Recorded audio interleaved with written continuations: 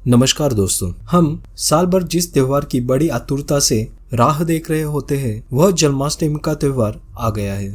पूरे भारत में भक्त इस अवसर को उत्साह के साथ मनाने के लिए तैयारी कर रहे हैं। हमारे जैसे भगवान श्री कृष्ण के भक्तों के लिए यह दिन बहुत ही विशेष होता है। पूरे देश में बड़ी धूमधाम से जन्माष्टमी मनाई जाती है। श्री कृष्ण जन्माष्टमी भाद्रपद माह के कृष्ण पक्ष की अष्टमी के दिन मनाई जाती है। हिंदू मान्यता के अनुसार इस दिन भगवान कृष्ण का जन्म हुआ था। भगवान श्री कृष्ण का जन्म अष्टमी के दिन रोहिणी नक्षत्र में हुआ था। इसी त्योहार को गोकुलाष्टमी, श्री कृष्ण जयंती और फिर जन्माष्टमी के नाम से भी जाना जाता है। इस साल रक्षाबंधन की तरह ही लोग इस बात को लेकर असमंजस है कि श्री कृष्ण जन्माष्टमी 6 सितंबर को है या 7 सितंबर को। पंचांग के अनुसार श्री कृष्ण जन्माष्टमी लगातार 2 दिन पड़ती है। अष्टमी तिथि 6 सितंबर 2023 को 3:30 बजे से शुरू होगी और 7 सितंबर को 4:15 बजे समाप्त होगी। इसीलिए यह दोनों दिन जन्माष्टमी मनाई जाएगी।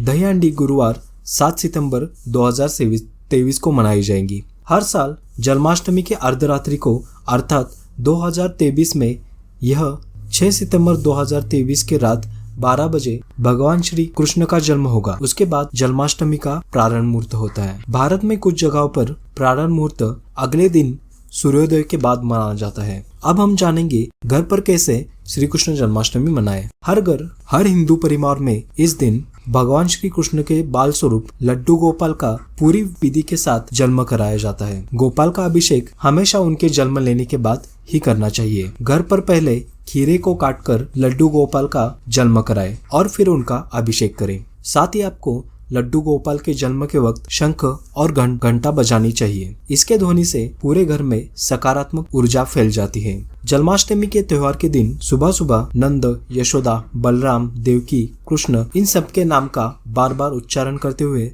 पूजा की जाती है। आमतौर पर घरों में भगवान श्री कृष्ण का अभिषेक जल से किया जाता है, मगर वास्तव में श्री कृष्ण के अभिषेक में जल का प्रयोग नहीं होता है। धार्मिक शास्त्रों के मुताबिक पहले लड्डू गोपाल का अभिषेक दूध की धार से करना चाहिए। इसके बाद घी से लड्डू गोपाल का अभिषेक होना चाहिए। घी के बाद शहद के बाद दही और गंगा जल से लड्डू गोपाल का अभिषेक करके प्रक्रिया को पूरा करना चाहिए। इसके बाद जल की धार से लड्डू गोपाल को आप साफ कर सकते हैं। इस बात का ध्यान रखें कि सभी सामग्रियों से अभिषेक करते वक्त आप शंख का इस्तेमाल करें। शंख को बहुत ही शुभ माना गया है और श्री कृष्ण को शंख इसलिए भी अति प्रिय है क्योंकि इसमें देवी लक्ष्मी का वास होता है। अभिषेक के बाद लड्डू गोपाल का अभिषेक करने के बाद इस सामग्री को फेंके नहीं, बल्कि इसी में मखने, चिरौंजी, गरी, छुआरा और किशमिश डालकर पंचामृत तैयार करें। इस पंचामृत को पूजा के बाद प्रसाद के तौर पर ग्रहण करना चाहिए। ऐसा करने से आपकी सभी मनोकामना पूर्ण होती है। इतना ही नहीं, आपको अभिषेक के बाद लड्डू गोपाल को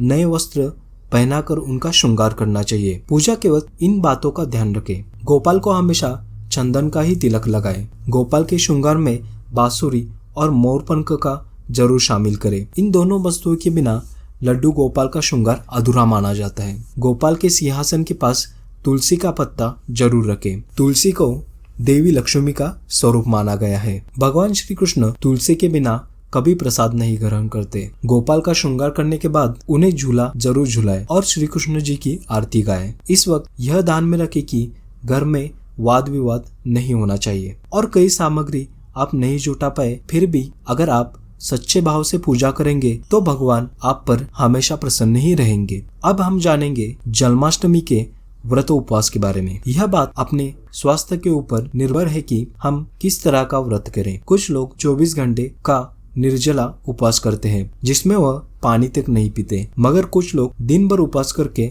शाम को फलाहार करते हैं। जिनकी तबीयत ठीक नहीं रहती वह दिन में 2 बार फलाहार करते हैं। और व्रत उपवास के दौरान आप यह ध्यान में रखें कि हमेशा भगवान का नामस्मरण कीजिए। तो इसी तरह से हम मनाएंगे हमारे भगवान श्री कृष्ण की जन्माष्टमी। अगर आपको ये जानकारी अच्छी लगी तो लाइक करें और सब्सक्राइब करें। जय श्री कृष्ण।